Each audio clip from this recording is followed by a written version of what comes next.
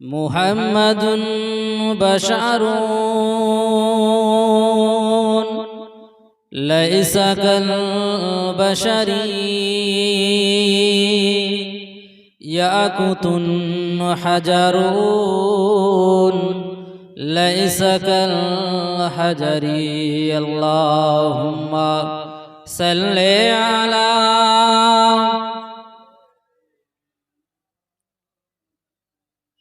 وعلى آل سيدنا সাল্লাল্লাহু আলাইহি ওয়াসাল্লাম।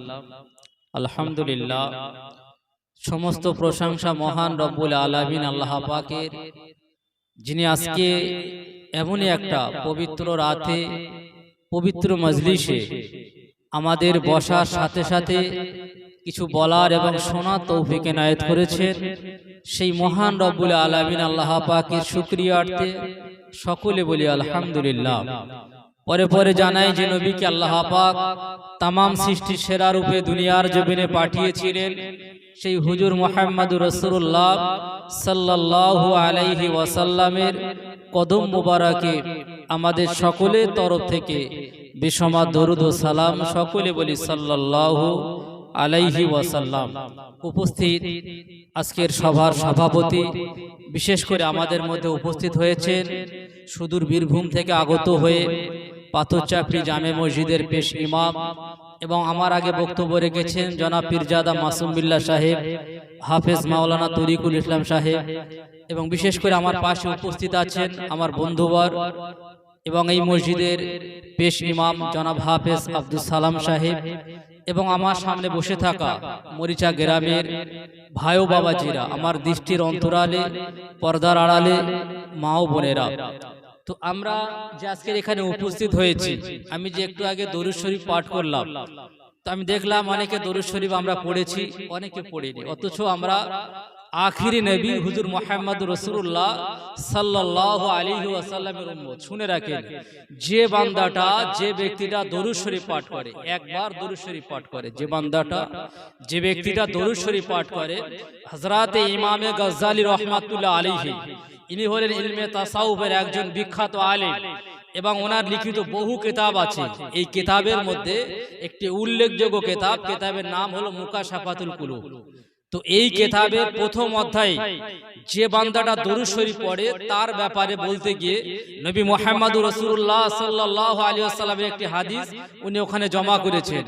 রাসূলুল্লাহ সাল্লাল্লাহু আলাইহি ওয়াসাল্লাম বলছেন যে মহান রব্বুল আলামিন আল্লাহ পাক একটা ফেরেশতা বানিয়েছেন, যে ফেরেশতার এই যে মাথা আছে, এই যে সার মাথা, এই মাথাটা আরশে আজিমে যে মাথাটা ঠেকেছে, এবং তার ওই ফেরেশতার যে দুটো পা আছে, এই পা দুখানা 7 তবক জমিনের নিচে তার দুখানা পা রয়েছে, একটি হাত পূর্ব দিকে রয়েছে, একটি হাত পশ্চিম দিকে রয়েছে।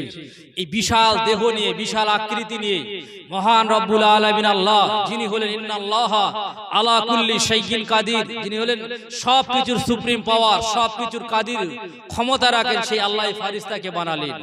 এবং এই ফেরেশতা যখন দুনিয়ার জমিনের কোন বান্দা নবী মুহাম্মদুর রাসূলুল্লাহ সাল্লাল্লাহু আলাইহি ওয়াসাল্লামের উপরে দরুদ পাঠ করে, তখন ওই ফেরেশতা আপনার কিনা আল্লাহ পাকের আরশে আজিমের নিচে যে নূরের সমুদ্র আছে, ওই সমুদ্রে ডুব দেয়, ওই সমুদ্রে ডুব দেয়। ডুব দিয়ে ওঠার পরে আপনারা জানেন, যদি কোনো বান্দা, যদি কোনো ব্যক্তি পুকুরে গোসল করে, কোনো হাঁস যদি পুকুরে গোসল করে, দেখা যায় ওই বান্দাটা বা ওই হাঁস বা কোনো দুনিয়ার কোনো প্রাণী যদি পুকুর থেকে ওঠে, তার ঝাড়া দেওয়ার পরে বিন্দু বিন্দু পরিমাণ আপনার পানি নিচের দিকে পড়তে থাকে, বিন্দু বিন্দু পরিমাণ পানি নিচের দিকে পড়তে থাকে।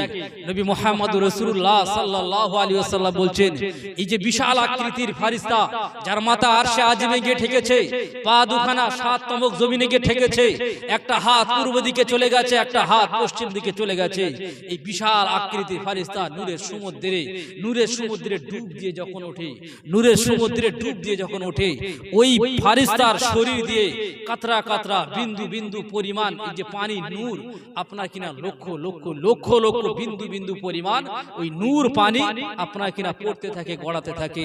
কিন্তু আল্লাহ পাক মহান রব্বুল আলামিন আল্লাহ পাক ওই ফেরেশতার এই যে গা দিয়ে যে বিন্দু বিন্দু পরিমাণ পানিগুলো গড়িয়ে যায়, বিন্দু বিন্দু পরিমাণ পানিগুলো যে পড়ে যায়, ওই প্রত্যেকটা কণা থেকে, প্রত্যেকটা কাতরা থেকে, প্রত্যেকটা বিন্দু থেকে মহান রব্বুল আলামিন আল্লাহ পাক এক একটা ফারিস্তা তৈরি করে, এক একটা ফারিস্তা ক্রিয়েট করেন। যে ফারিস্তাগুলোর কাজ হলো কি জানেন?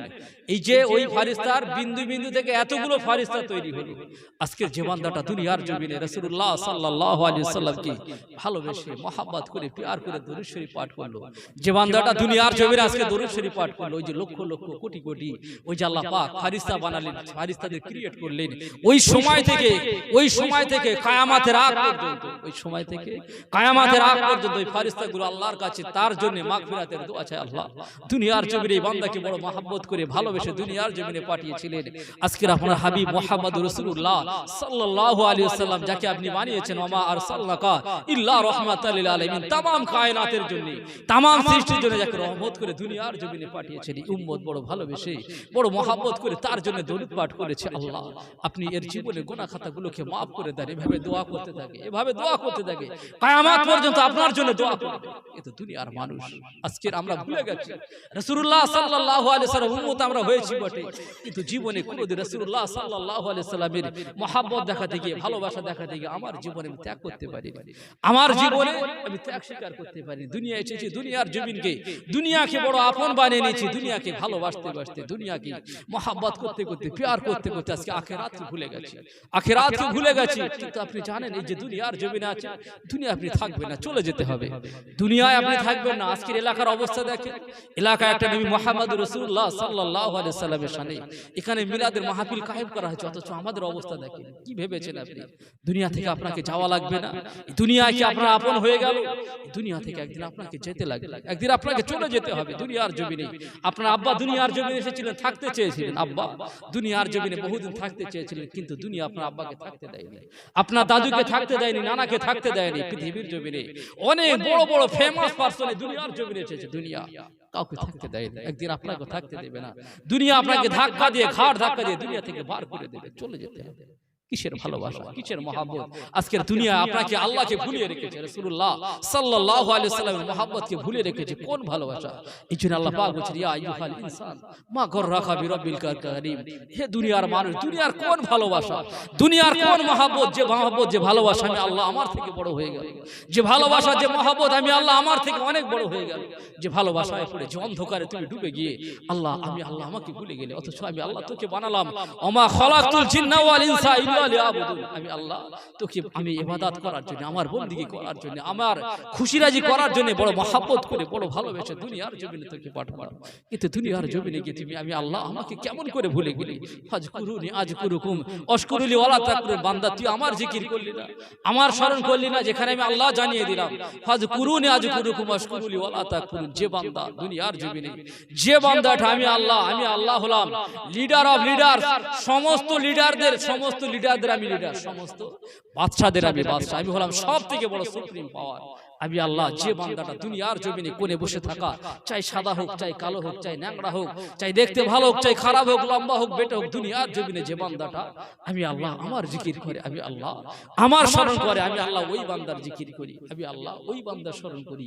পৃথিবীর জমিনে তার থেকে খুশনসিব, তার থেকে লাকি ম্যান, তার থেকে সৌভাগ্যবান ব্যক্তি পৃথিবীর জমিনে আর দ্বিতীয় কে হতে পারে, যার স্মরণ স্বয়ং আল্লাহ পাক করে। কিন্তু দুনিয়ার জমিনের মানুষ আমরা এইগুলো থেকে অনেক দূরে সরে রয়েছি, এইগুলো থেকে অনেক দূরে সরে রয়েছি। মউত আপনার আসবে, দুনিয়া থেকে চলে যেতে হবে। অনেকের এখানে মুখের দাড়িগুলো সাদা হয়ে গেছে, মাথার চুলগুলো সাদা হয়ে গেছে। শুনে রাখেন, আল্লাহ পাকের নবী হযরতে ইয়াকুব আলাইহিস সালাতু ওয়াস সালাম, হযরতে ইয়াকুব আলাইহিস সালাতু ওয়াস সালামের সঙ্গে ফেরেশতা, জান কবজের যে ফেরেশতা হযরতে আজরাইল আলাইহিস সালাতু ওয়াস সালামের বড় ভালোবাসা ছিল, মহব্বত ছিল, বন্ধুত্ব ছিল। হযরতে আজরাইল আলাইহিস সালাতু ওয়াস সালাম এই দুনিয়ার জমিনে এসে নবী ইয়াকুব আলাইহিস সালাতু ওয়াস সালামের সঙ্গে দেখা করতেন, সাক্ষাৎ করতেন, কথা বলতেন।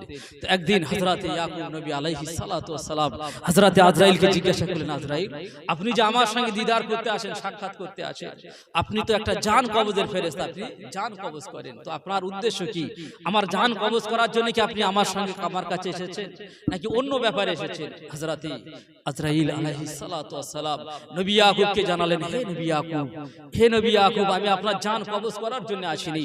নবী ইয়াকুব হযরতে আজরাইলকে বলতে লাগলেন, ভাই আজরাইল, যেদিন তুমি আমার জান কবজ করতে আসবে, যেদিন তুমি আমার জান কবজ করতে আসবে, জান কবজ করার আগে একটু আমাকে জানিয়ে দেবে, আমাকে কিছু আলামত দিয়ে দেবে, যাতে করে আমি বুঝে যাই যে ইয়াকুব আমি আর দুনিয়ার জমিনে বেশি দিন থাকবো না, দুনিয়া ছেড়ে আমাকে চলে যাওয়ার সময় এসেছে। এরকম কিছু আলামত, এরকম কিছু লক্ষণ তুমি আমাকে বলে দেবে, জানিয়ে দেবে, দেখিয়ে দেবে। হযরতে ফেরেশতা আজরাইল আলাইহিস সালাতু ওয়াস সালাম নবী ইয়াকুবকে বললেন, হে নবী ইয়াকুব, যখন আপনি দুনিয়া থেকে বিদায় নেবেন, এই দুনিয়া থেকে বিদায় নেওয়ার আগে তিনটি লক্ষণ আপনার কাছে আসবে, তিনটি আলামত আপনার কাছে পৌঁছাবে। যখন এই তিনটি আলামত আপনার কাছে পৌঁছাবে, জেনে নেবেন এই দুনিয়া আর আপনার জন্য বেশি দিনের জন্য নয়, এই দুনিয়া আপনাকে ছেড়ে চলে যেতে হবে। দুনিয়ার হাওয়া, দুনিয়ার বাতাস, দুনিয়ার সবকিছু, দুনিয়ার এই আনন্দ, দুনিয়ার প্রেম ভালোবাসা সবকিছু আপনাকে ত্যাগ করতে হবে, সবকিছু আপনাকে ত্যাগ করে চলে যেতে হবে। একদিন হঠাৎ করে চলতে চলতে দিন যায়, রাত আসে, রাত যায়, দিন আসে, মাসের পর মাস পার হতে হতে, বছরের পর বছর পার হতে হতে হঠাৎ করে নবী ইয়াকুব আলাইহিস সালাতু ওয়াস সালামের অন্তিম সময়, ইয়াকুব আলাইহিস সালাতু ওয়াস সালামের অন্তিম সময়, চলে যাওয়ার সময় হযরতে আজরাইল আলাইহিস সালাতু ওয়াস সালাম এসে দাঁড়ালেন। নবী ইয়াকুব জিজ্ঞাসা করলেন, ভাই আজরাইল, কি জন্য এসেছো, কি জন্য আমার কাছে আসলে? নবী হযরতে ফেরেশতা আজরাইল বলেন, হে নবী ইয়াকুব, আমি আপনার জান কবজ করার জন্য এসেছি, আমি আপনার জান কবজ করার জন্য এসেছি। তো নবী ইয়াকুব বলতে লাগলেন, আজরাইল, আমি আপনার কাছে আবেদন করেছিলাম, আমি আপনার কাছে দাবি রেখেছিলাম যে আপনি যখন আমার জান কবজ করবেন, আপনি যখন আমার এই রূহটা কবজ করে নেবেন, তার আগে আপনি আমাকে কিছু জানিয়ে দেবেন, বলে দেবেন। হযরতে ফেরেশতা আজরাইল বলতে লাগলেন, নবী ইয়াকুব, আমি আপনাকে জানিয়েছিলাম, আপনি হয়তো বুঝতে পারেননি, আপনি হয়তো বুঝতে পারেননি, তিনটি জিনিস আপনার সামনে ঘটেছিল, আপনি হয়তো দেখেননি। কি সেই জিনিসগুলো?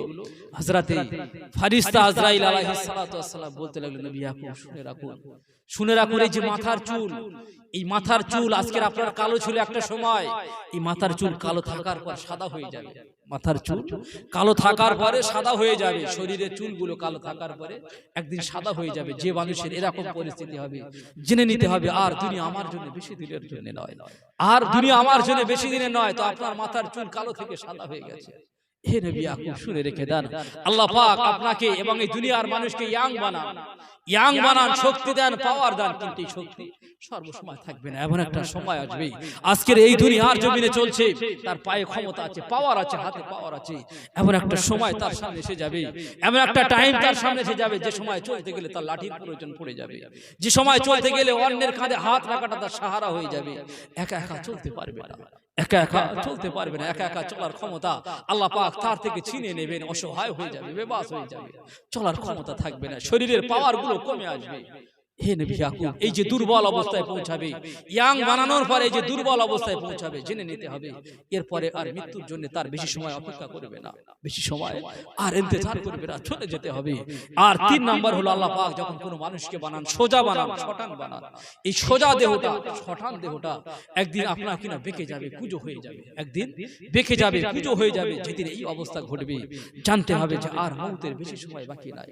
একবার ভেবে দেখেন, একবার নিজের অন্তরের কাছে একবার নিজে নিজে সওয়াল করেন, জানতে চান যে আমি যে দুনিয়ার জমিনে এসেছি, 30 বছর পার করে দিলাম, 40 বছর পার করে দিলাম, 60 বছর পার করে দিলাম, আজও পর্যন্ত আল্লাহকে আল্লাহ বলে ডাকিনি, আজও পর্যন্ত রাসূলুল্লাহ সাল্লাল্লাহু আলাইহি ওয়াসাল্লামের প্রতি মহব্বত, ভালোবাসা আমার থেকে কেমন করে দিনের পর দিন দূরে সরে যাচ্ছে। কোনো দিনের জন্য আমি আমার অন্তর দিয়ে কোনো দিনের জন্য ভাবিনি। কতদিনে দুনিয়াকে আপনি আপন করে রাখবেন? এই দুনিয়া একটা ধোঁকার দুনিয়া ছাড়া আর কিছু নয়।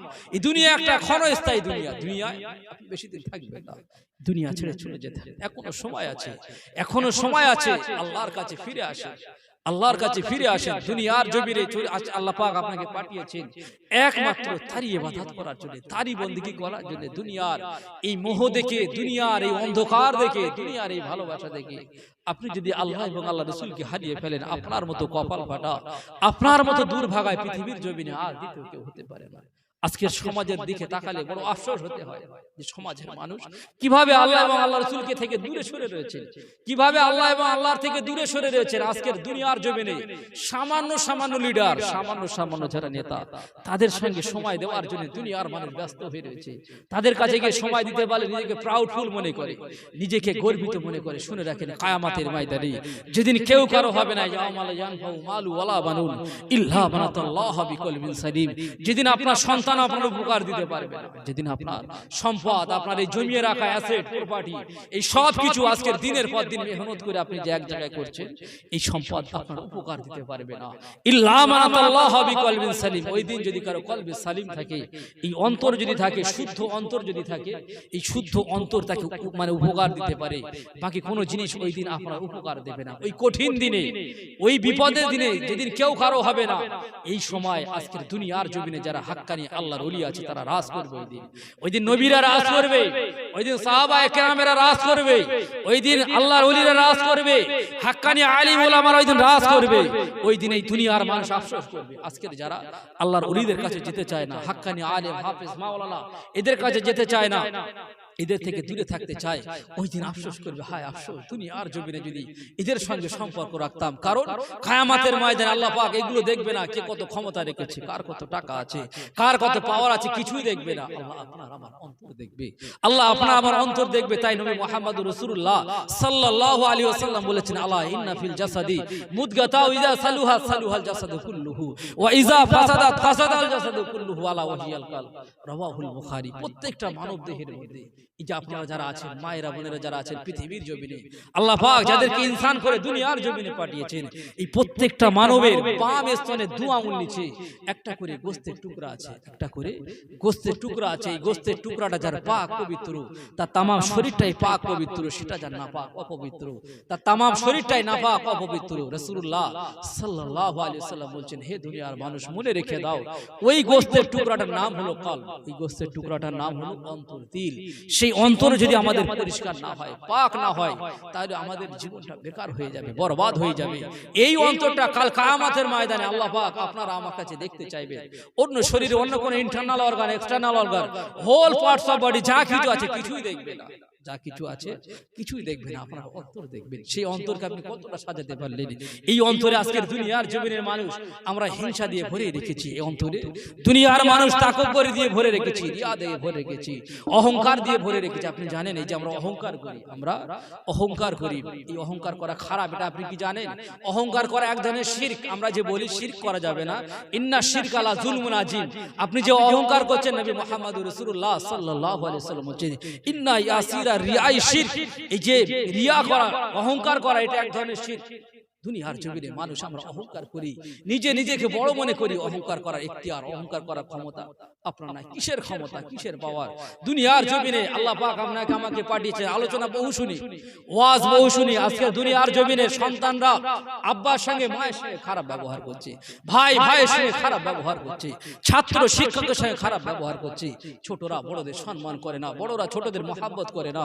নবী মুহাম্মদ রাসূলুল্লাহ সাল্লাল্লাহু আলাইহি ওয়াসাল্লাম বলেছেন, হে দুনিয়ার মানুষ, যে বান্দা ছোট থেকে বড়কে সম্মান করতে পারলো না, বড় হয়ে ছোটকে মহব্বত করতে পারলো না, স্নেহ করতে পারলো না, ভালোবাসতে পারলো না, আমি নবী মুহাম্মদ রাসূলুল্লাহ সাল্লাল্লাহু আলাইহি সাল্লাম বলে দিলাম, ও আমার উম্মতের মধ্যে না, ও আমার উম্মতের মধ্যে না। সাহাবায়ে কেরামরা আল্লাহ রাসূল সাল্লাল্লাহু আলাইহি ওয়াসাল্লামকে জিজ্ঞাসা করেছিলেন আব্বা মায়ের হকের ব্যাপারে, আব্বা মায়ের হকের ব্যাপারে, মা হাক্কুল ওয়ালিদাইনি আলা ওয়ালিদিহিম।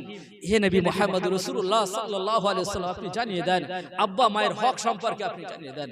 নবী মুহাম্মদ রাসূলুল্লাহ বলেছিলেন, ক্বালা হুমা জান্নাতুকা ওয়া নারুকা। হে দুনিয়ার মানুষ শুনে রেখে দাও, তোমার এই যে আব্বা এবং মা, এই তোমার আব্বা মা হলো তোমার জন্য জান্নাত, আবার এই তোমার আব্বা এবং মা হলো তোমার জন্য জাহান্নাম। তোমার আব্বা এবং তোমার মা হলো তোমার জন্য জান্নাত, আবার আব্বা মা হলো জাহান্নাম। দুনিয়ার সন্তান ভুলে গেছে। আল্লাহ রাসূল সাল্লাল্লাহু আলাইহি ওয়াসাল্লামের কাছে একজন সাহাবা এসে উপস্থিত হলেন, ইয়া রাসূলুল্লাহ সাল্লাল্লাহু আলাইহি ওয়াসাল্লাম, হুজুর আমার মা বৃদ্ধা হয়ে গেছে, ওবারেজ হয়ে গেছে, চলতে পারে না, আমি ইয়াং, আমি যুবক, আমি আমার জনম দুঃখিনী মাকে আমার পিঠে নিয়ে, আমার জনম দুঃখিনী মাকে আমি আমার পিঠে নিয়ে আমি মদিনায় এসেছি হজ করতে, হজ করেছি, সাফা মারওয়া সবকিছু তাওয়াফ করেছি। ইয়া রাসূলুল্লাহ সাল্লাল্লাহু আলাইহি ওয়াসাল্লাম, আমি আমার জনম দুঃখিনী মা, আজকের বয়স হয়ে গেছে, গায়ের চামড়াগুলো গুটিয়ে গেছে, আর চোখে ভালো দেখতে পায় না, মাথার চুলগুলো সাদা হয়ে গেছে। ইয়া রাসূলুল্লাহ সাল্লাল্লাহু আলাইহি ওয়াসাল্লাম, হুজুর আমি আমার জনম দুঃখিনী মাকে কষ্ট দেইনি, আমি আমার জনম দুঃখিনী মাকে কষ্ট না দেওয়ার কারণে মাকে আমি আমার পিঠে করে নিয়ে সারা জায়গায় আমি ঘুরিয়েছি। ইয়া রাসূলুল্লাহ হাবিবাল্লাহ, হুজুর আমি কি আমার জনম দুঃখিনী মায়ের হক কি আদায় করতে পেরেছি? আমি কি আমার জনম দুঃখিনী মায়ের হক আমি আদায় করতে পেরেছি? ভালো করে শুনে রেখে দেন, অন্তরের কান দিয়ে শুনে রেখে দেবেন। আমার কথাগুলো ভুলে যাবেন না, এই কথা আমার কথা না। নবী মুহাম্মদ রাসূলুল্লাহ সাল্লাল্লাহু আলাইহি ওয়াসাল্লাম বলছেন, সাহাবী তুমি তোমার মায়ের হক তুমি আদায় করতে পারোনি, তুমি তোমার মায়ের হক আদায় করতে পারোনি। আমরা যারা দুনিয়ার জমিনে মানুষ, আমরা বহু আলেম ওলামার কাছ থেকে শুনে রেখে দেই মায়ের হক হলো তিনটি, আব্বার হক হলো একটি। জানেন কেন মায়ের হক তিনটি, আব্বার হক একটি? জানতে হবে আপনাকে। যেদিন আপনার জনম দুঃখিনী মা, যেদিন আপনার জনম দুঃখিনী মা আপনাকে গর্ভে রেখে এই দুনিয়ায় আনার সময়, এই যে ডেলিভারির সময় ওসব বেদনা, এই যে যন্ত্রণা, এই যে কষ্ট সহ্য করেছিল, সেই দিনের সেই যে কষ্ট, সেই দিনের সেই যে যন্ত্রণা, এই যন্ত্রণা এতটা যন্ত্রণা দুনিয়ার জমিনে অনেক ডাক্তার, অনেক সায়েন্টিস্ট তারা রিসার্চ করে বলেছেন দুনিয়ার জমিনে সব থেকে পাওয়ারফুল ব্যক্তি, সব থেকে ক্ষমতাবান ব্যক্তি এই একটা 45 ইউনিট পেন যন্ত্রণা সহ্য করার ক্ষমতা তার আছে, তার থেকে বেশি যন্ত্রণা সহ্য করার ক্ষমতা তার নাই।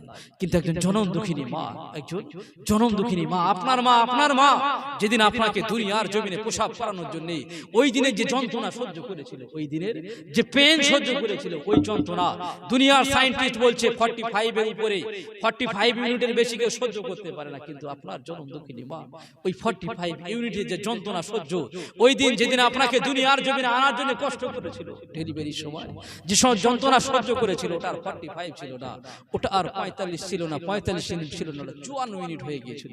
ওটা 54 মিনিটের যন্ত্রণা সহ্য করে আপনাকে দুনিয়ার জমিনে আনিয়েছে, আপনাকে দুগ্ধ পান করেছে, দুধ পান করিয়েছে। এই যে কষ্ট, এই যে যন্ত্রণা, শুধুমাত্র এই যন্ত্রণার কারণে আল্লাহ পাক মায়ের হককে বাপের হক থেকে আরো বেশি করে দিয়েছে, মায়ের হককে বাপের হক থেকে আরো বেশি করে দিয়েছে। তো এই সাহাবী বললেন, ইয়া রাসূলুল্লাহ, হাবিবাল্লাহ, হুজুর আমি আমার জনম দুঃখিনী মাকে আপন করে আমি আমার কাঁধে নিয়ে বয়ে বয়ে আমি আমার মাকে কষ্ট দেইনি, আমি এতগুলো কষ্ট করেছি, মায়ের খিদমত করেছি, তো আজকে আমি আমার হক আদায় করতে পেরেছি, আজকে আমার মায়ের হক আদায় করতে পেরেছি। রাসূলুল্লাহ বলেন, না, হক আদায় করতে পারোনি। ওই সময় রাসূলুল্লাহ সাল্লাল্লাহু আলাইহি ওয়াসাল্লাম একটা অমীয় বাণী, একটা ভ্যালুয়েবল কথা ওই সময় বলেছিলেন, হে আমার সাহাবী শুনে রেখে দাও। কেন জানো? কেন জানো? যেদিন আজকের যে তুমি তোমার মাকে, ভালো করে বুঝবেন, আজকের তুমি তোমার মাকে এই যে কাঁধে করে নিয়ে ঘুরে বেরিয়েছো, কাঁধে করে নিয়ে আজকের যে তুমি তোমার মাকে ঘুরে বেরিয়েছো, তুমি জানো যে আমার মা জনম দুঃখিনী মা আজকে বৃদ্ধা হয়ে গেছে, এর গায়ে আর ক্ষমতা নাই, খুব তাড়াতাড়ি দুনিয়া থেকে চলে যাবে, খুব তাড়াতাড়ি দুনিয়া থেকে বিদায় নেবে, তুমি আর মা মরে যাবে, দুনিয়া থেকে চলে যাবে। এই ভয়ে তুমি তোমার মাকে খিদমত করেছো, কাঁধে করে নিয়ে বেরিয়েছো। কিন্তু তোমার মা কেমন জানো? তোমার জনম দুঃখিনী মা কেন কষ্ট সহ্য করেছে জানো? ওই দিনের ওই যন্ত্রণা কেন সহ্য করেছে জানো? এই কারণে সহ্য করেছে যে আমার সন্তান বেঁচে থাকবে, আমার সন্তান দুনিয়ার জমিনে আসবে, বেঁচে থাকবে, অনেক দিন বাঁচবে, একদিন বড় হবে, একদিন আলেম হবে, একদিন ডাক্তার হবে, একদিন মাস্টার হবে, আমার ছেলে পৃথিবীর জমিনে একদিন ফেমাস পার্সন হবে, তুমি বেঁচে থাকবে। তোমাকে বাঁচিয়ে রাখার জন্য তোমার জনম দুঃখিনী মা ওই দিনের যন্ত্রণা সহ্য করেছিল, এটা তোমাকে বাঁচিয়ে রাখার জন্য তোমার মা যন্ত্রণা সহ্য করেছে। আর তুমি তোমার মায়ের খিদমত করেছো, তোমার মা দুদিন পরে চলে যাবে, তোমার মা দুদিন পরে দুনিয়া থেকে বিদায় নেবে। এই দুজনের উদ্দেশ্যের মধ্যে, নিয়তের মধ্যে কত ফারাক, আমি কি আপনাদের বোঝাতে পারছি কথা? একজনা কষ্ট করেছে, যন্ত্রণা সহ্য করেছে একজনকে বাঁচিয়ে রাখার জন্য, যে আমার সন্তান দুনিয়ার জমিনে আসবে, একদিন বড় হবে। কেমন করে আপনি সন্তান হয়ে ভুলে গেলেন? কেমন করে সন্তান হয়ে আব্বা মায়ের কথা ভুলে গেলেন? যে নবী মুহাম্মদ রাসূলুল্লাহ সাল্লাল্লাহু আলাইহি ওয়াসাল্লাম বলছেন, আমি নবী মুহাম্মদ রাসূলুল্লাহ আমি যখন ছোট ছিলাম আব্বাকে হারিয়েছি, আমার জন্মের আগে আমি আমার আব্বাকে হারিয়েছি, মাকে হারিয়েছি। তো আমার জনম দুঃখিনী মা যদি আজকে দুনিয়ার জমিনে থাকতো, আমি নবী মুহাম্মদ রাসূলুল্লাহ এশার ফরজ নামাজে যদি দাঁড়িয়ে যেতাম, নামাজের সময় পৃথিবীর জমিনে দ্বিতীয় কারোর সঙ্গে কথা বলা যায় না। রাসূলুল্লাহ বলছেন, আমার জনম দুঃখিনী মা যদি বেঁচে থাকতেন আর আমি নবী মুহাম্মদ যদি এশার ফরজ নামাজে দাঁড়িয়ে যেতাম, সূরা ফাতিহা আলহামদুলিল্লাহি রাব্বিল আলামিন এই সূরা যদি আমি পড়া শুরু করে দিতাম, আর এই মতো অবস্থায় যদি আমার জনম দুঃখিনী মা একবার ডাক দিতেন, হে নবী মুহাম্মদ, হে মুহাম্মদ, এই কথা বলে যদি একবার ডাক দিতেন, আমি আল্লাহর ফরজ নামাজ ত্যাগ করে দিয়ে আমি আমার জনম দুঃখিনী মায়ের ডাকে আমি নবী মুহাম্মদ রাসূলুল্লাহ সাড়া দিয়ে দিতাম। কথা বুঝতে পারছেন? সেই জনম দুঃখিনী মা, যে মায়ের পায়ের নিচে আপনার সন্তানের জন্য জান্নাত, কেমন করে ভুলে গেলেন? আব্বার খিদমত করুন, সারা জীবন ওয়াজ শুনবেন, পীর সাহেবের খিদমত করবেন, আব্বা মায়ের অবহেলা করবেন, কোনো লাভ হবে না, কোনো লাভ হবে না। পৃথিবীর জমিনে ঠিক আছে আপনার যিনি মাশায়েখ আছেন, মুর্শিদ আছেন, তার একটা স্তর আছে, কিন্তু আমার আপনার যে আব্বা এবং মা, তারও একটা খিদমতের ব্যাপার আছে, ভুলে যাবেন না, ভুলে যাবেন না। এইগুলো সবকিছু নিজের মাথায় রেখে দেবেন, সবকিছু নিজের মাথায় রেখে দেবেন। আখলাক, চরিত্র, উত্তম আদর্শের মধ্যে চলে আসেন। দুনিয়ার জমিনে এসেছেন আদর্শ আখলাক। আপনি আখিরি নবী হুজুর মুহাম্মদুর রাসূলুল্লাহ সাল্লাল্লাহু আলাইহি ওয়াসাল্লামের উম্মত হওয়ার পরে আপনার আখলাক যদি, চরিত্র যদি ভালো না হয়, আপনি কেমন করে উম্মত বলে দাবি করবেন? যে নবী মুহাম্মদুর রাসূলুল্লাহ সাল্লাল্লাহু আলাইহি ওয়াসাল্লাম কোনদিন নিজের আরাম আয়েশের দিকে তাকায়নি, কোনদিনের জন্য নিজের সুখের দিকে তাকায়নি, সর্বদা উম্মতের কথা চিন্তা করেছেন, আপনার কথা চিন্তা করেছেন, আমার কথা চিন্তা করেছেন।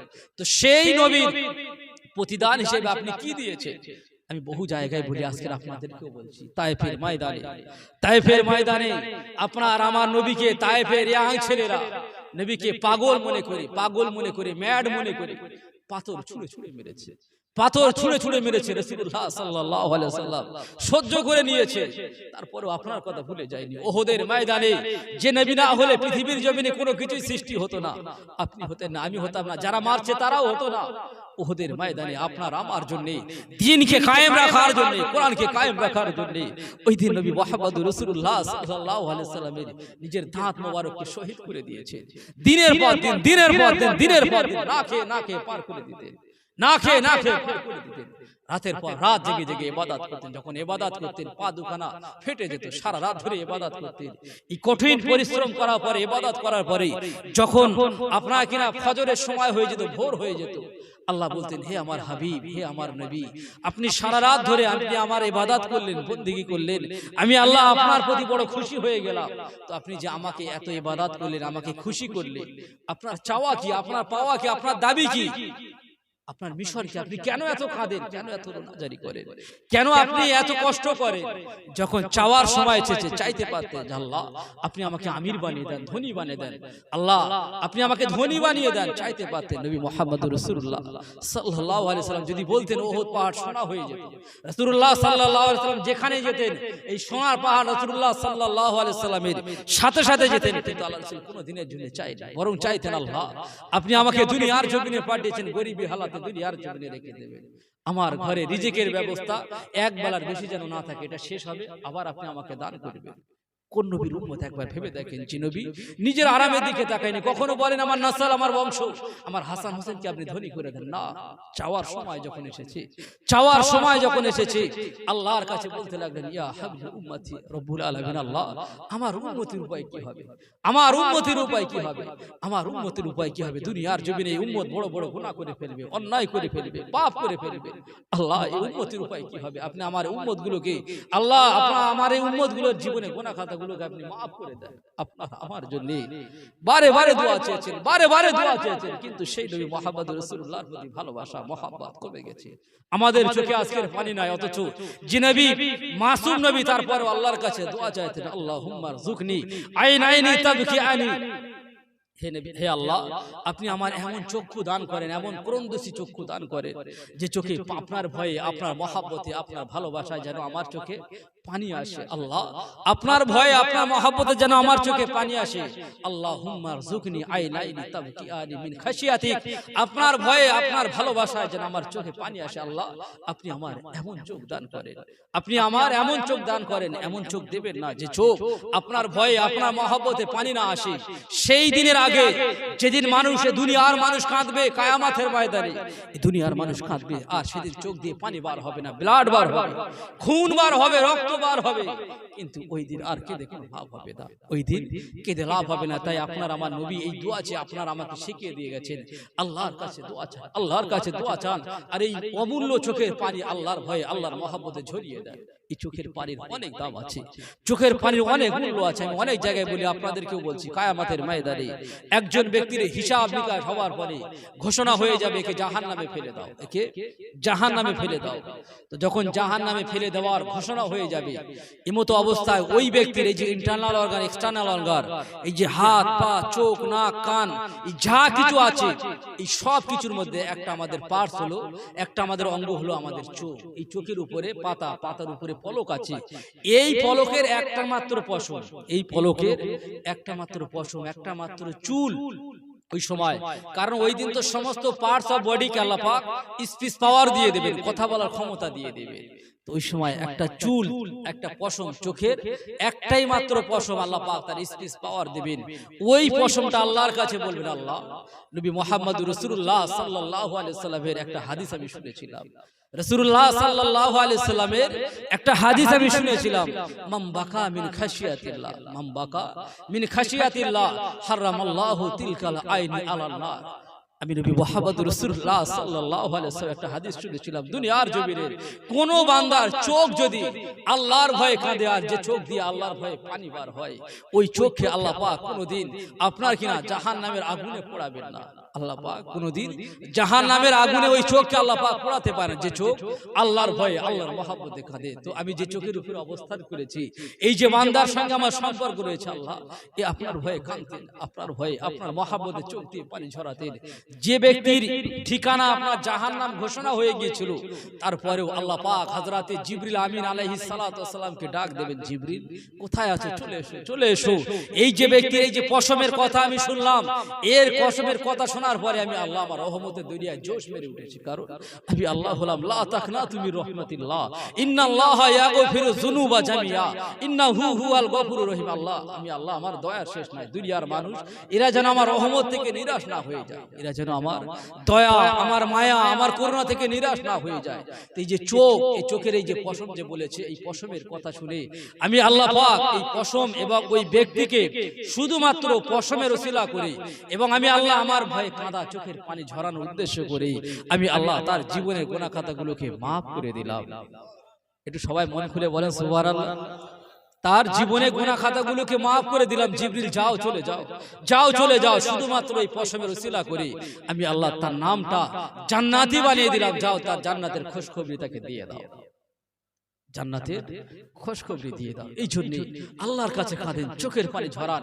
এই চোখের মধ্যে যে পানি আছে অনেক ভ্যালু আছে, অনেক মূল্য আছে। দুনিয়ার মানুষ আজকে আমাদের নজর খারাপ হয়ে গেছে। দুনিয়ার জমিনে এসে শুধু একজন আরেকজনের গীবত করে চলেছে, একজন আরেকজনের পরনিন্দা করে চলেছে। কোনোদিন নিজের জন্য ভাবি না যে আল গীবাতু আশাদ্দু মিনাজ জিনা, যে আমি যে একজনের গীবত করছি, এই গীবত জিনার থেকে আরো গুনাহ।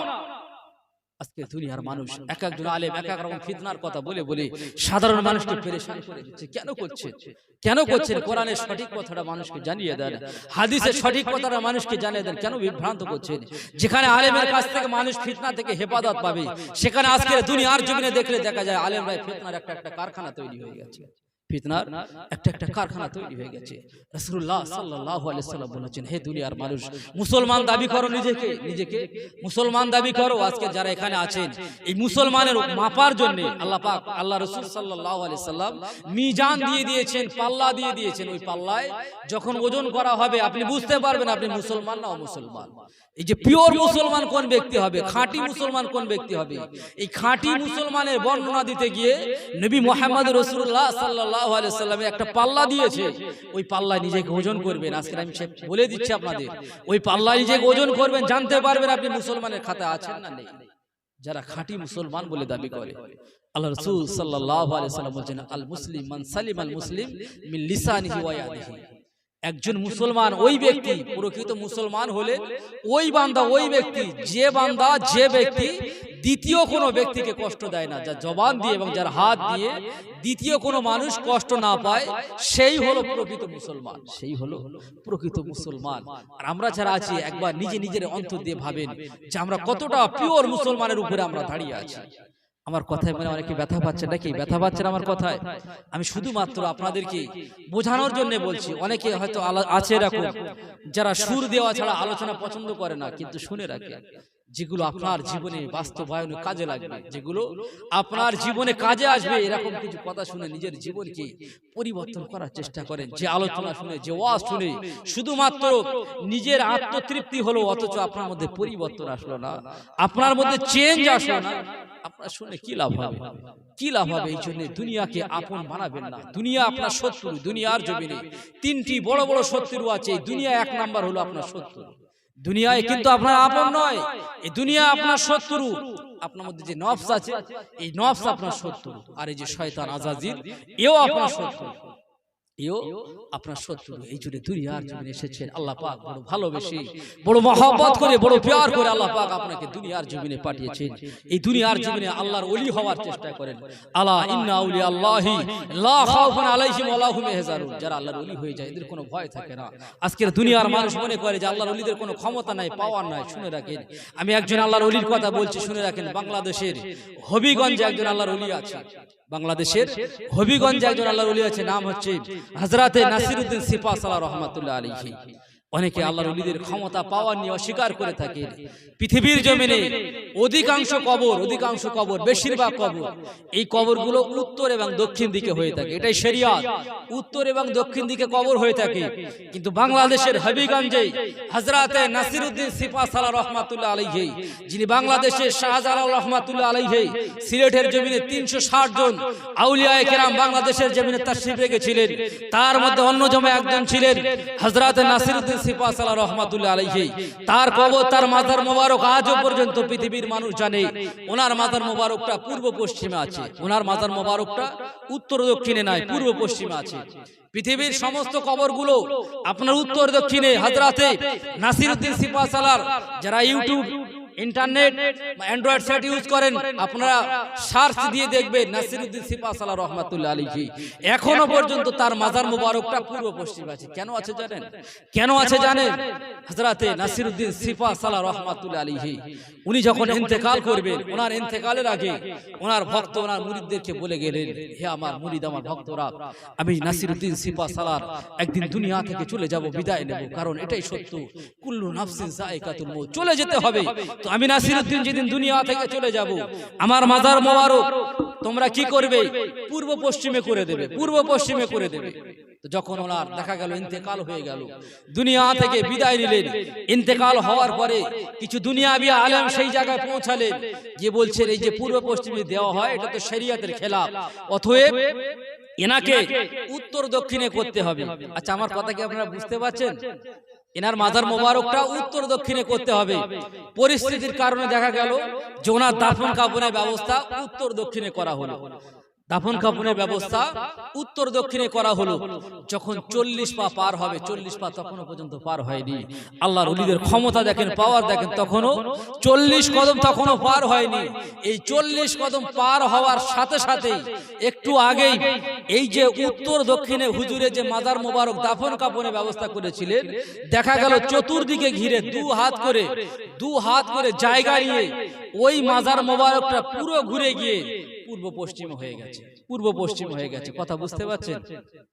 যে মাজার মোবারক উত্তর দক্ষিণ করা হয়েছিল উনি তো দুনিয়া থেকে চলে গেছেন। আমরা জানি যে আল্লাহর ওলিরা ইন্তেকাল হয়ে গেলে তাদের আর কোনো ক্ষমতা থাকে না, বলি তো অনেক আমরা, তাদের কোনো পাওয়ার থাকে না। কিন্তু ওনার ইন্তেকালের পরে, দাফন কাফনের পরে যখন 40 কদম তখনও পার হয়নি, দেখা গেল 2 হাত করে নিয়ে পুরো জায়গা ঘুরে গিয়ে পূর্ব পশ্চিম হয়ে গেছে।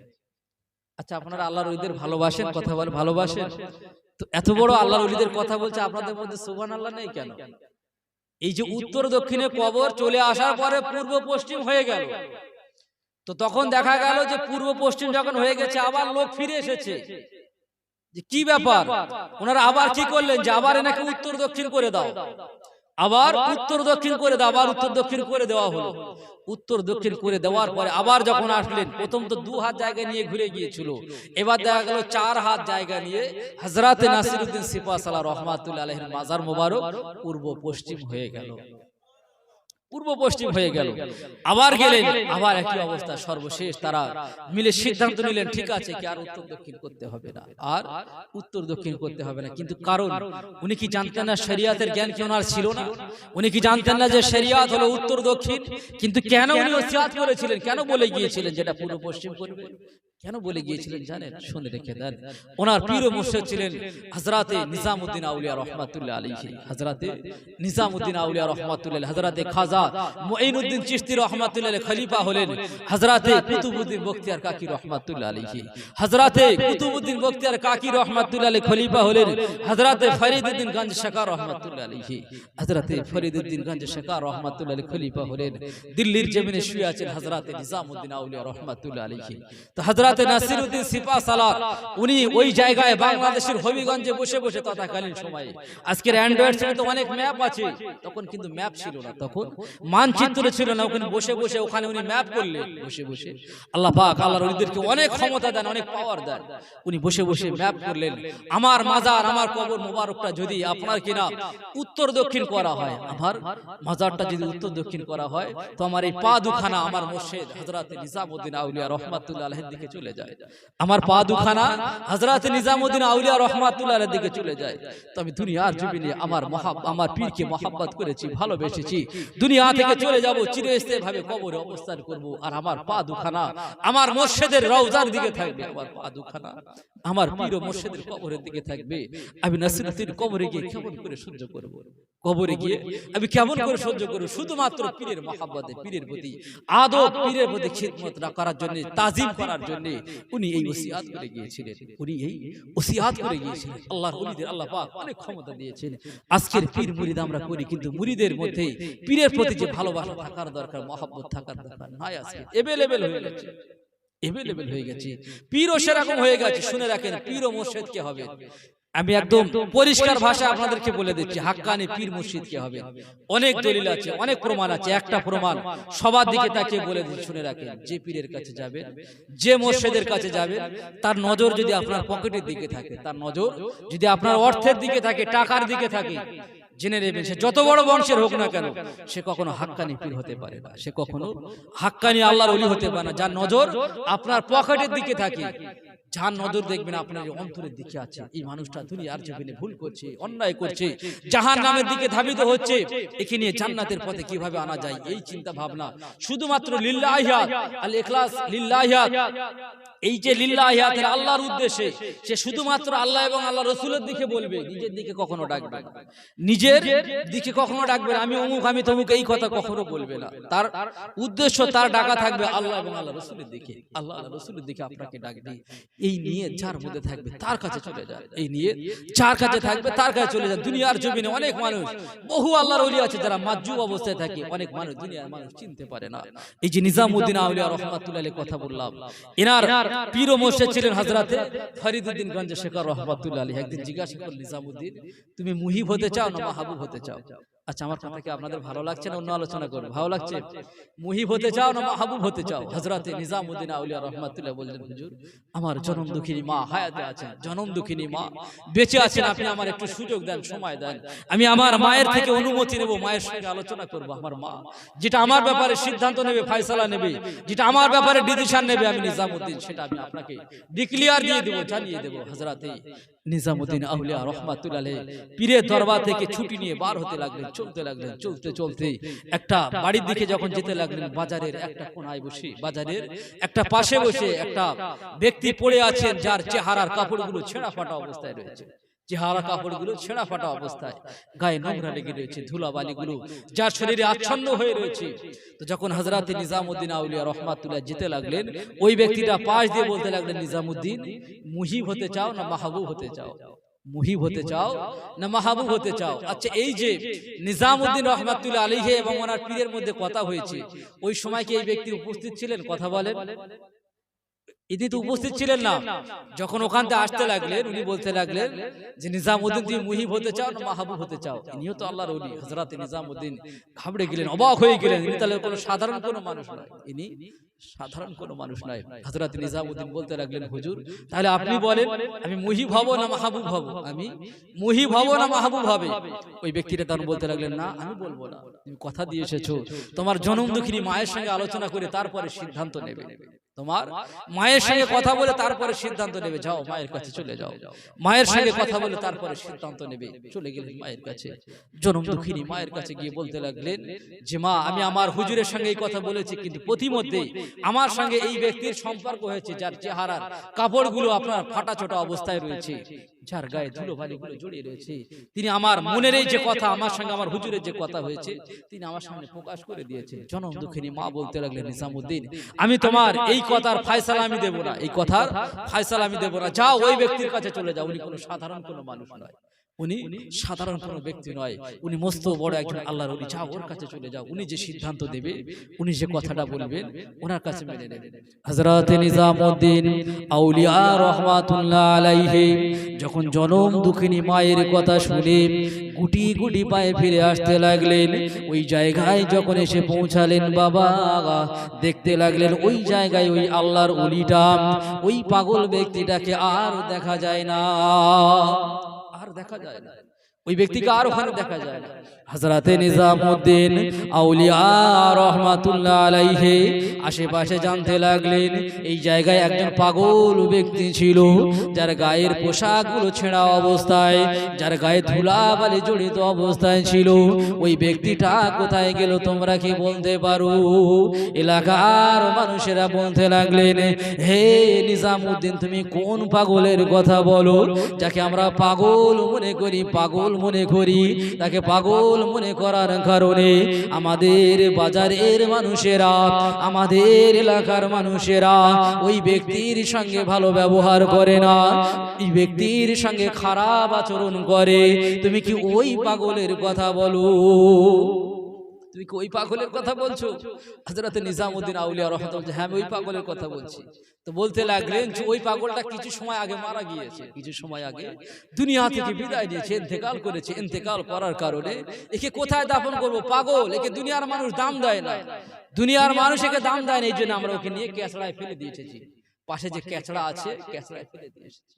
হযরত নিজামউদ্দিন আউলিয়া রাহমাতুল্লাহ আলাইহি দু চোখ দিয়ে টপ টপ করে পানি পড়ছে। হায় আফসোস, দুনিয়ার মানুষ আল্লাহর ওলিদেরকে চিনতে পারে না, দুনিয়ার মানুষ আল্লাহর ওলিদেরকে চিনতে পারে না। এত বড় আল্লাহর ওলিকে এরা কোথায় দাফন কাফনের সুন্দর ব্যবস্থা করবে, তা না করে কেচড়ায় ফেলে দিয়ে এসেছে, নর্দমায় ফেলে দিয়ে এসেছে। হযরত নিজামউদ্দিন আউলিয়া রাহমাতুল্লাহ আলাইহি গুটি গুটি পায়ে চোখ ভরা পানি নিয়ে যখন গেলেন, দেখলেন যে হ্যাঁ হযরত আল্লাহর ওলি কেচড়ায় উপরে জায়গায় পড়ে আছে। হযরত নিজামউদ্দিন আউলিয়া রাহমাতুল্লাহ আলাইহি কি করলেন জানেন? ওই ব্যক্তিকে ওখান থেকে উঠালেন, ভালো করে পরিষ্কার করলেন, ভালো করে পরিষ্কার করলেন, করে বলছেন আমি নিজামউদ্দিন, আমি জানি, আমি নিজামউদ্দিন, আমি জানি আল্লাহর ওলিরা কখনো মিথ্যা বলে না, আল্লাহর ওলিরা কখনো মিথ্যা বলে না। আপনি আমার কাছে ওয়াদা করেছিলেন যে নিজামউদ্দিন যাও জনম দুঃখিনী মায়ের কাছে যাও, ওই জনম দুঃখিনী মা যদি তোমার এই মাহবুব হবে না মুহিবের সিদ্ধান্ত যদি না দেয়, তারপরে তুমি আমার কাছে আসবে, তারপরে তুমি আমার কাছে আসবে। কিন্তু আমার জনম দুঃখিনী মা আমার ব্যাপারে কোনো সিদ্ধান্ত দেয়নি। আমি নিজামউদ্দিন আজকে আপনার দরবারে এসেছি, আপনি তো দুনিয়া থেকে বিদায় নিয়েছেন, আপনি তো দুনিয়া থেকে বিদায় নিয়েছেন, কিন্তু আমি নিজামউদ্দিন জানি আল্লাহর ওলিরা কখনো মিথ্যা কথা বলে না, আল্লাহর ওলিরা কখনো মিথ্যা কথা বলে না। কিতাবের মধ্যে আসে, আল্লাহ আল্লাহর কসম করে বলছি, ওই সময় যে বান্দাটা দুনিয়ার জমিন থেকে চলে গেছে, আল্লাহ পাক আবার তার মধ্যে পাওয়ার দিয়েছেন, ক্ষমতা দিয়েছেন, আবার জিন্দা হয়ে হযরত নিজামউদ্দিন আউলিয়া রাহমাতুল্লাহকে বলে গেলেন, নিজামউদ্দিন যাও তুমি আজ থেকে মাহবুব হয়ে যাও। জোরে বলুন সুবহানাল্লাহ। এই জন্য মাহবুবে ইলাহি বলা হয়, নিজামউদ্দিন আউলিয়া রাহমাতুল্লাহকে মাহবুবে ইলাহি বলা হয়। তো মাহবুবে ইলাহি এই কারণে বলা হয়, আল্লাহর ওলি আল্লাহ পাক পাওয়ার দিয়েছেন, ক্ষমতা দিয়েছেন। সেই আল্লাহর ওলিদের সম্পর্কে আপনার কনসেপ্ট, আপনার ধারণা উত্তম থাকতে হবে। কিন্তু দুনিয়ার মানুষ এই দুনিয়ার জমিনে এসে দুনিয়ার মোহে পড়ে, দুনিয়ার ভালোবাসায় পড়ে আল্লাহকে ভুলে গেছে, রাসূলকে ভুলে গেছে, ওলিদেরকে ভুলে গেছে, ওলিদেরকে ভুলে গেছে। দুনিয়ার জমিনে এমন করবেন না, দুনিয়ার জমিনে এমন করবেন না। আজকের যে হাতকে আপনি ভালোবাসেন, যে পাকে ভালোবাসেন, যে চোখকে ভালোবাসেন, যে জবানকে ভালোবাসেন, মুখকে ভালোবাসেন, এই যে এতগুলো জিনিসকে ভালোবাসেন, একে ভালোবাসার কারণে আল্লাহ আল্লাহ রাসূলকে ভুলে আছেন না, কিয়ামতের ময়দানে সব আপনার বিপরীত হয়ে যাবে। সবাই আপনার বিপরীত মামলা দেবে ওই দিন, সবাই আপনার বিপরীত মামলা দেবে ওই দিন, আপনি পালাতে পারবেন না, পালানোর সুযোগ থাকবে না। আজকের দুনিয়ার জমিনের মানুষ আমরা দেখি যে দুনিয়ার কোন মুজরিম, দুনিয়ার কোন আসামিকে যখন কেউ পাকড়াও করে, আপনার কিনা বেড়ি দিয়ে পাকড়াও করে, বেড়ি দিয়ে পাকড়াও করে, সহজভাবে পাকড়াও করে। কিন্তু আল্লাহর পাকড়াও, আল্লাহর ধরা বড় কঠিন। ইন্না বাতশা রাব্বিকা লাশাদীদ। আল্লাহ যেদিন আপনাকে আমাকে পাকড়াও করবে, পালাতে পারবো না, পালাতে পারবো না।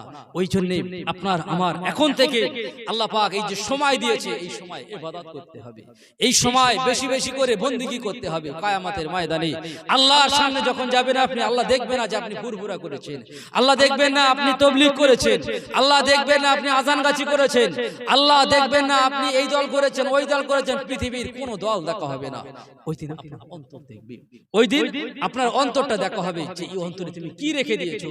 আমি আল্লাহ আমার মহাব্বত রেখে দিয়েছো, আমি আল্লাহ আমার ভালোবাসা রেখে দিয়েছো নাকি দুনিয়ার ভালোবাসা রেখে দিয়েছো, আমি আল্লাহ আমার মহাব্বত রেখে দিয়েছো নাকি দুনিয়ার ভালোবাসা রেখে দিয়েছো।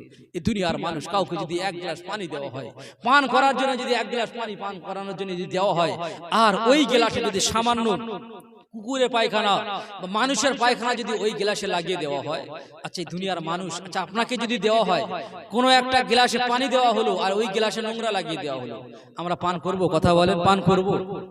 এটা শুধুমাত্র দুনিয়ার একটা জিনিস, এটা দুনিয়ার একটা জিনিস। এই জিনিস যদি আমরা পান না করতে পারি, আল্লাহ রাসূলের মহব্বত ভালোবাসা হলো পাক পবিত্র। আল্লাহ রাসূলের মহব্বত ভালোবাসা হলো পাক পবিত্র। যে ভালোবাসা, যে মহব্বত আপনার শরীরের কোনো জায়গায় প্রবেশ করে না, আপনার শরীরের কোনো জায়গায় প্রবেশ করে না, একটা জায়গা মাত্র প্রবেশ করে, সেটা হলো আপনার অন্তর। যেটা হলো আপনার অন্তর, আপনার দিল, আপনার কলব, এই জায়গায় আল্লাহ এবং আল্লাহ রাসূলের মহব্বত ভালোবাসা প্রবেশ করে। দুনিয়ার মানুষ সামান্য গ্লাসে পানি পান করবে, কিন্তু নোংরা থাকার কারণে পানি পান করতে চায় না। কোনো দিনের জন্য ভেবেছেন আমি আমার অন্তরে এই রোগগুলো, খারাপ জিনিসগুলো, নোংরাগুলো আমি আমার অন্তরে রেখে দিয়েছি? তো যে অন্তরে নোংরা রয়েছে, যে অন্তরে নোংরা রয়েছে, যে অন্তরে দুনিয়া রয়েছে, ওই অন্তরে কখনো আল্লাহ রাসূলের মহব্বত ভালোবাসা প্রবেশ করতে পারে না। কখনো আল্লাহ রাসূলের মহব্বত ভালোবাসা প্রবেশ করতে পারে না। যেমন দিন এবং রাত এক হতে পারে না, আলো অন্ধকার যেমন এক হতে পারে না, ঠিক তদ্রূপ আল্লাহ এবং আল্লাহ রাসূলের মহব্বত ভালোবাসা ওই অন্তরে, যে অন্তরে দুনিয়া থাকে, দুনিয়ার লোভ, দুনিয়ার ভালোবাসা থাকে, ওই অন্তরে কখনো আল্লাহ রাসূলের মহব্বত ভালোবাসা প্রবেশ করতে পারে না। হযরতে আলী রাদিয়াল্লাহু তাআলা বলছেন, হে দুনিয়ার মানুষ, যে সম্পদ, যে অ্যাসেট, যে প্রপার্টি আল্লাহকে ভুলিয়ে দেয়, যে সম্পদ আল্লাহকে ভুলিয়ে দেয়, আল্লাহ রাসূল সাল্লাল্লাহু আলাইহি সাল্লামের মহব্বত ভালোবাসা ভুলিয়ে দেয়, এই সম্পদের কোনো মূল্য নাই, এই সম্পদের কোনো দাম নাই। যে সম্পদকে আজকে রুখতে গিয়ে, যে সম্পদকে আজকে সঞ্চয় করতে গিয়ে আল্লাহ রাসূলের ভালোবাসা, মহব্বত আমাদের থেকে কমে যাচ্ছে। একটু দুনিয়ার আরাম করতে গিয়ে আল্লাহ রাসূলকে ভুলে গিয়েছি। দুনিয়ার মানুষ দুনিয়ার জমিনে কত মেহনত করে। আমার কাছে নিউ টাউনের একজন ব্যক্তি একদিন বলছেন, তার নাতি সম্পর্ক হয়, থ্যালাসেমিয়া রোগ হয়েছে, থ্যালাসেমিয়া রোগ হয়েছে, অনেক পয়সার মালিক। তো বলছে যে হুজুর, আমার নাতি যে থ্যালাসেমিয়া হয়েছে, ব্লাড নেবে, ব্লাড নেবার জন্য যে নার্ভের প্রয়োজন, শিরার প্রয়োজন, তো ডাক্তার শিরা খুঁজে পাচ্ছে না, বারবার আমার নাতিকে ইনজেকশন করছে, বারবার সুচ ফোটাচ্ছে, শিরা খুঁজে পাচ্ছে না। তো আমার এই যে ছোট্ট নাতি, আমার এই ছোট্ট নাতি, তার যে কান্না এবং তাকে যে বারবার তাকে যে কষ্ট দেওয়া হচ্ছে ইনজেকশনের সুচ ফুটিয়ে ফুটিয়ে, আমি তার দাদু, তার তো মা তো ওখানে রয়েছে, মা তো নিজেকে রুখতে পারছে না, আমি তার দাদা সহ্য করতে পারছি না যে একটা ছোট্ট বাচ্চার উপরে এতটা কষ্ট দেওয়া হচ্ছে, একটা ছোট্ট বাচ্চার উপরে এতটা যন্ত্রণা দেওয়া হচ্ছে, সহ্য করতে পারছি না। আল্লাহর কাছে বলছে, আল্লাহ দুনিয়ায় কি আর কোনো রোগ নেই? আমার নাতিকে থ্যালাসেমিয়া রোগ দিলেন, 2 মাস কি 3 মাস বয়স। এই যে দুনিয়ার জমিনে, আমি শুধু বলার উদ্দেশ্য হলো, এই যে দুনিয়ার জমিনে সামান্য কষ্ট, দুনিয়ার জমিনে সামান্য পেন, এটা দেখে যে আমার মধ্যে এই যে কষ্ট অনুভব হয়েছে, এটা দেখে আমার মধ্যে, আমি দাদু হওয়ার পরে, আমি বাপ হওয়ার পরে, মা হওয়ার পরে আমার মধ্যে এই যে কষ্ট যন্ত্রণা অনুভব হয়েছে, কিয়ামতের ময়দানে সেদিনে যে আযাব হবে, কিয়ামতের ময়দানে সেদিনে যে আযাব যখন আপনাকে জাহান্নামে দেওয়া হবে, জাহান্নামে দেওয়ার পর যে আযাব আপনাকে দেওয়া হবে, যে কষ্ট, যে যন্ত্রণা, যে বেদনা আপনাকে দেওয়া হবে, কোন দিনের জন্য সে কথা মনে করেছে? কোন দিনের জন্য এটা আপনার মধ্যে এসেছে? আজকের আপনার নাতির উপরে ইনজেকশন দিয়ে কষ্ট দেওয়া হচ্ছে, কষ্ট লাগবে, স্বাভাবিক, আমি হলেও লাগবে, কিন্তু কথা হলো আপনি বাপ, কোন দিনের জন্য মনে হচ্ছে ওই দিন আপনার সামনে আপনার সন্তানকে আজকে দুনিয়ার জমিনে আল্লাহ এবং আল্লাহ রাসূলের নাফরমান হওয়ার কারণে তাকে জাহান্নামে ফেলে দেওয়া হবে, জাহান্নামে ফেলে দেওয়া হবে। আজকের আমাদের এই যে স্কিন আছে, কত পাতলা স্কিন, 70 গজ মোটা করে দেওয়া হবে, 70 গজ মোটা করে দেওয়া হবে, মুখের চামড়াগুলো, স্কিনগুলো 70 গজ মোটা হয়ে যাবে। মানুষ পানি পিপাসার্থ হয়ে যাবে, পিয়াসা হয়ে যাবে, তাকে পানি দেওয়া হবে, তাকে পানি দেওয়া হবে। কিন্তু কোন পানি দেওয়া হবে জানেন? গরম টকবক করে ফুটছে পানি দেওয়া হবে। যে পানি ও পান করতে যাবে, পান করার আগে এই মুখের কাছে পরে পৌঁছাবে, তার আগে এই পানির ভাব এত গরম, এত উত্তপ্ত, এত হট হবে যে ওই গরম উত্তপ্ত ভাব লাগার কারণে তার স্কিনের চামড়াগুলো গলে গলে পড়ে যাবে। সামান্য এরকম পাতলা স্কিন নয়, 70 গজ মোটা হবে। ভেবে দেখেন সেদিনের কষ্ট, সেদিনের যন্ত্রণা কতটুকু হবে। আজকের দুনিয়ার মানুষ আমার জীবন থেকে ফজরের নামাজ চলে যাচ্ছে, কোনো দিনের জন্য আমার মধ্যে আফসোস নাই, কোনো দিনের জন্য আমার মধ্যে আফসোস নাই। আজকের দুনিয়ার মানুষের কাছ থেকে সামান্য যদি 5,000 টাকা হারিয়ে যায়, একটা সোনার রিং, সোনার আংটি যদি হারিয়ে যায়, একটা সোনার চুড়ি যদি হারিয়ে যায়, দুনিয়ার মানুষ পেরেশান হয়ে যায়। আমার থেকে অনেক বড় ক্ষতি হয়ে গেল, অথচ আমার আজকের ফজরের নামাজটা আমার চলে গেল, আফসোস নাই। ফজরের নামাজ আমার থেকে চলে গেল, আফসোস নাই। জোহর চলে গেল, কোনো ব্যাপার নাই। আসর চলে গেল, মাগরিব চলে গেল, এশা চলে গেল। দুনিয়ার ভালোবাসা, দুনিয়ার মহব্বত আপনাকে অন্ধ বানিয়ে দিয়েছে, আপনাকে পাগল বানিয়ে দিয়েছে, ম্যাড করে দিয়েছে। দুনিয়ার ভালোবাসা আপনাকে অন্ধ বানিয়ে দিয়েছে। এই জন্য আপনার মধ্যে কোনো আফসোস নাই, আপনার মধ্যে কোনো আফসোস নাই। কতদিন এভাবে দুনিয়ার জীবন আপনি পার করে দেবেন, কতদিন এভাবে দুনিয়ার জীবনে পার করে দেবেন। কি এমন নিজের জীবনে আমল করেছেন যে বেপরোয়া হয়ে চলছেন? হযরতে আবু বকর সিদ্দিক রাদিয়াল্লাহু তাআলা আনহু, রাসূলুল্লাহ সাল্লাল্লাহু আলাইহি সাল্লাম যে 10 জনকে আপনার জান্নাতি সুসংবাদ দিয়ে গিয়েছিলেন, আশরায়ে মুবাশশিরা যাদেরকে বলা হয়, তার মধ্যে একজন হলেন হযরতে আবু বকর সিদ্দিক রাদিয়াল্লাহু তাআলা আনহু, যার ব্যাপারে নবী মুহাম্মদ রাসূলুল্লাহ বলেছেন, আমার আবু বকরের ঈমানের পাল্লা যদি একটা দিকে রাখা হয়, আবু বকরের ঈমানের পাল্লাটা যদি একটা দিকে রাখা হয়, আবু বকরের পরে যত সাহাবী, যত তাবে তাবেঈন, এমন করে যত ওলি আল্লাহ আছে, পৃথিবীর যত মুমিন মুসলমান, যত বান্দা আছে, আবু বকরের পরে সমস্ত মুমিন মুসলমান ওলি আল্লাহদের সবার ঈমানের পাল্লা যদি আর একটা পাল্লায় রাখা হয়, হযরতে আবু বকর সিদ্দিক রাদিয়াল্লাহু তাআলা আনহুর নেকির পাল্লা, সওয়াবের পাল্লাটা আমার আল্লাহ পাক ভারী করে দেবেন, ইমানের পাল্লাটা ভারী হয়ে যাবে।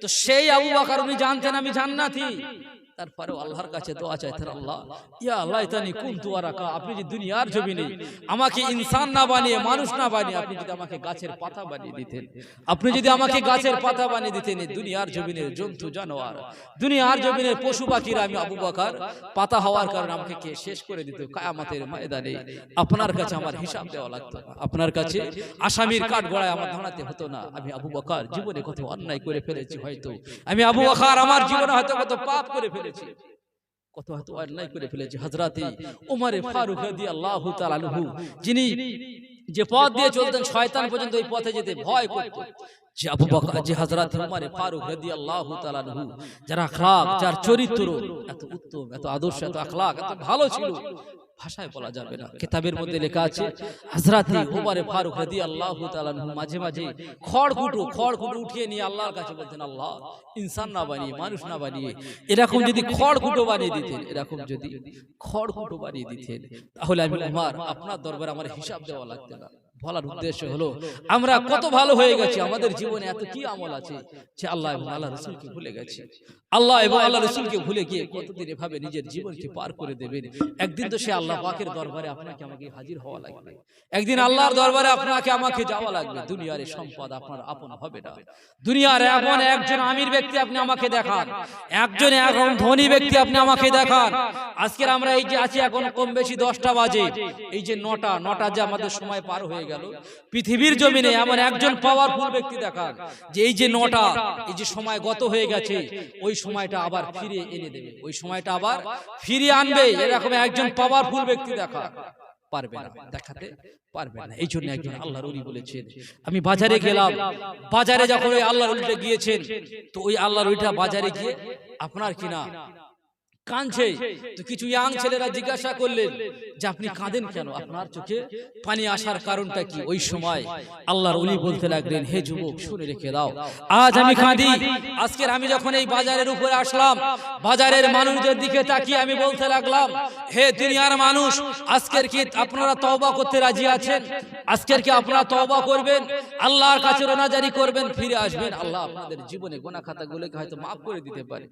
দুনিয়ার মানুষ আজকের তওবা করতে রাজি নয়, দুনিয়ার মানুষ আজকের তওবা করতে রাজি নয়। আমি আল্লাহর কাছে জানতে চাইলাম, আল্লাহ এই যে দুনিয়ার মানুষ যারা দুনিয়ার জমিনে আছে, এমতো অবস্থায় এরা যদি তওবা করে, এমতো অবস্থায় এরা যদি তওবা করে, আপনি কি এদের জীবনের গুনাহগুলোকে maaf করে দেবেন? নবী মুহাম্মদ রাসূলুল্লাহ সাল্লাল্লাহু আলাইহি ওয়াসাল্লাম বলছেন, আত-তাইবু মিনাজ যামবি কামাল লা যামবা লাহু। দুনিয়ার জমিনে যে বান্দাটা গুনাহ করে ফেলে, যে বান্দাটা অন্যায় করে ফেলে, পাপ করে ফেলে, এই পাপ করার পরে আত-তাইবু মিনাজ যামবি, গুনাহ থেকে আল্লাহ আল্লাহর কাছে মাপ চায়, গুনাহ করার পরে গুনাহ থেকে আল্লাহর কাছে তওবা করে, কামান লা যামবালাহু, ওই বান্দাটা যেন জীবনে কোনো গুনাহ করেনি, ওই বান্দাটা জীবনে যেন কোনো অন্যায় করেনি। আমাদের গুনাহ হতে পারে দুনিয়ার ধোকায়, দুনিয়ার ভালোবাসায়, সন্তানের মোহে পড়ে, স্ত্রীর মোহে পড়ে দুনিয়ায় অন্যায় হতে পারে। এই অন্যায় হওয়ার পরে যে বান্দাটা আল্লাহর কাছে তওবা করে, যে বান্দাটা আল্লাহর কাছে ক্ষমা চায়, কুল্লু বনি আদম খাত্তাউন খায়রুল খাত্তাইনা তাওয়াবুন, যে বান্দাটা আল্লাহর কাছে তওবা করে, ওই বান্দাটা হলো দুনিয়ার জমিনে সবথেকে উত্তম বান্দা, সবথেকে উত্তম ব্যক্তি। তো যে কথা বলছিলাম, আল্লাহর ওলি আল্লাহর কাছে বলতে লাগলেন, আল্লাহ এরা যদি এই সময় তওবা করে তো আপনি কি এদের জীবনে গুনাহ খাতাগুলোকে maaf করে দেবেন?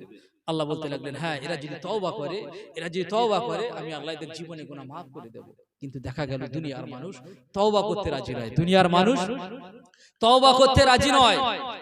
উনি চলে গেলেন একটা কবরস্থানের পাশে, একটা কবরস্থানের পাশে চলে গেলেন, সেখানে গিয়েও কাঁদছেন। ছেলেরা জিজ্ঞাসা করতে লাগলেন যে হুজুর আপনি কাঁদেন কেন, আপনি কাঁদেন কেন?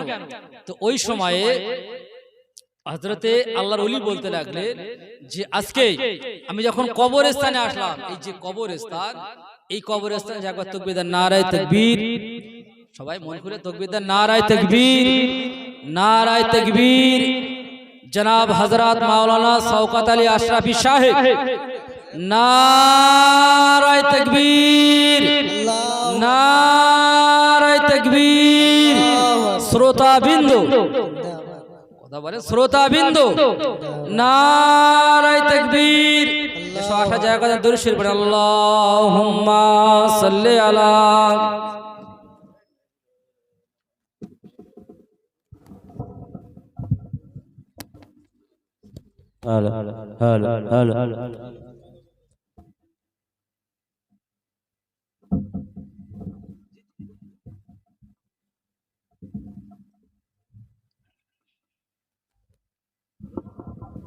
যাই হোক, যারা বাইরে আছেন সকলের কাছে আবেদন করব, আপনারা সকলে কম বেশি শুনেছেন যে পাথরচাপড়ি জামে মসজিদের পেশ ইমাম, আমাদের অনেক ভালোবাসার মানুষ, মহব্বতের মানুষ, তিনি সুদূর বীরভূমের জমিন থেকে আমাদের এখানে এসেছেন। এই জন্য আমি সকলের কাছে আবেদন করব, হুজুর আমার অল্প সীমিত সময় দিয়েছেন, আমি কথা বলে শেষ করব, আমার পরে পরে হুজুর তাকরীর করবেন। তো যারা এখানে এখনো বাইরে আছেন সকলের কাছে আবেদন করব যে আপনারা খামাখা এদিক ওদিক সময় ব্যয় না করে আপনারা এই পবিত্র মজলিসে চলে আসেন। যাই হোক, আমি আমার কথা খুব সংক্ষেপ সময়ের মধ্যে শেষ করে দেব। তো আমি যে কথা বলছিলাম, আল্লাহ পাক এই যে দুনিয়ার জমিনে এখনো পর্যন্ত আল্লাহ পাক আপনাকে আমাকে হায়াতে রেখেছেন। তো ওই আল্লাহর ওলিটা কবরস্থানে গিয়ে সমস্ত কবরবাসীদের, যে কবরস্থানে ধনীরা শুয়ে আছে, গরিবরা শুয়ে আছে, শিক্ষিত মানুষ, অশিক্ষিত মানুষ সবাই শুয়ে আছে, অথচ কারোর সঙ্গে কারো কোনো অশান্তি নাই, কারোর সঙ্গে কারো কোনো বিবাদ নাই, কোনো ঝঞ্ঝাট নাই, সকলে একে অপরের সঙ্গে পাশাপাশি হাজার হাজার